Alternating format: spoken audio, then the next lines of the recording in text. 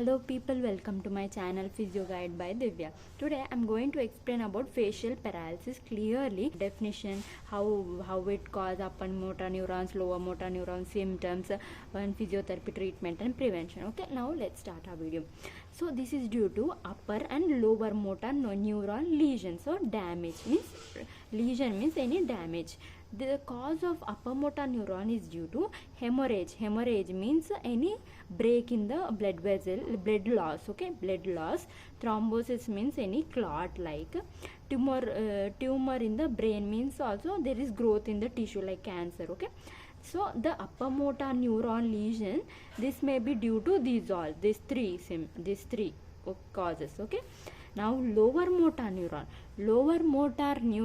this may be due to the nucleus or its fibers within the pons can be affected in acute polymyelitis or hemorrhage or tumor. Okay, this may be affected, okay, by lower motor neuron.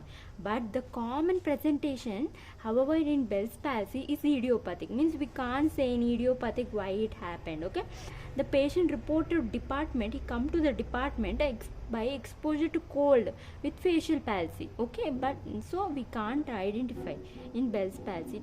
Thought to be due to compression at the stylomastoid foramen. Now, the peripheral fibers after they have left the pons may be injured or compressed either in the bony canal. It may be injured due to compression or after they have emerged on the face due to otitis media accident, due to any accident or operation on the ear, wounds or fracture of the skull, the nerves gets compressed, so this paralysis can be seen. Now, the upper motor neuron palsy usually recovers due to bilateral innervation of the facial nerve. So, the majority of patients with residual facial muscle weakness are in fact due to lower motor neuron palsy. Okay, the symptoms are eyes can be opened, but they cannot close due to weakness of the orbicularis oculi. So due to weakness of the orbicularis oculi muscle which supplies here, blinking is lost, eye blinking is lost, and excessive tears will be seen. So eye is not protected from dust and injurious substance, so this is danger. Next, Bell's phenomenon. This means the eyeball tends to rotate upwards and outwards side when closing. If they attempt to close it, eyeball moves up or sidewards. This is known as Bell's phenomenon. By this we can understand the corner of the mouth gets droops, means it cannot lift. They cannot lift the see, this is proper side, this is affected side. The patient cannot raise the corner of the mouth on affected side while smiling. Okay, the face is asymptomatic, we cannot see any expression, any symptoms.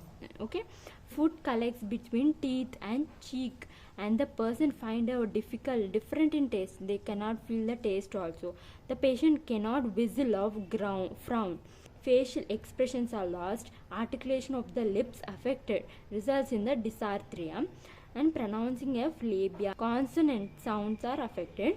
There is loss of sensation in the anterior part of the tongue also.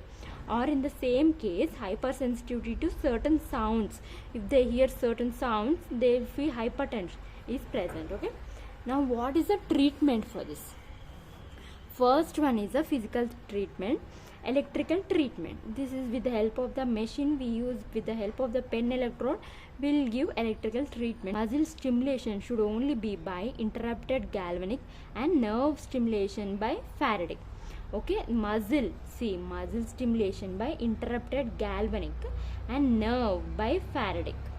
Now massage, okay, stroking, affiliates, small circular fingering, needling can be given all over the affected side of the face. Tapotement, this is the form of the muscle by tapping quickly and lightly with the fingertips on the affected side. Okay,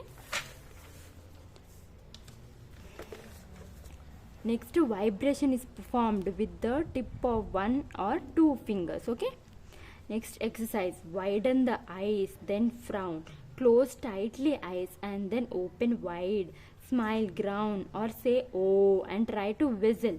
Pronounce the vowels on the combination A, E, I, O, U. Hold straw in mouth, suck and blow out air.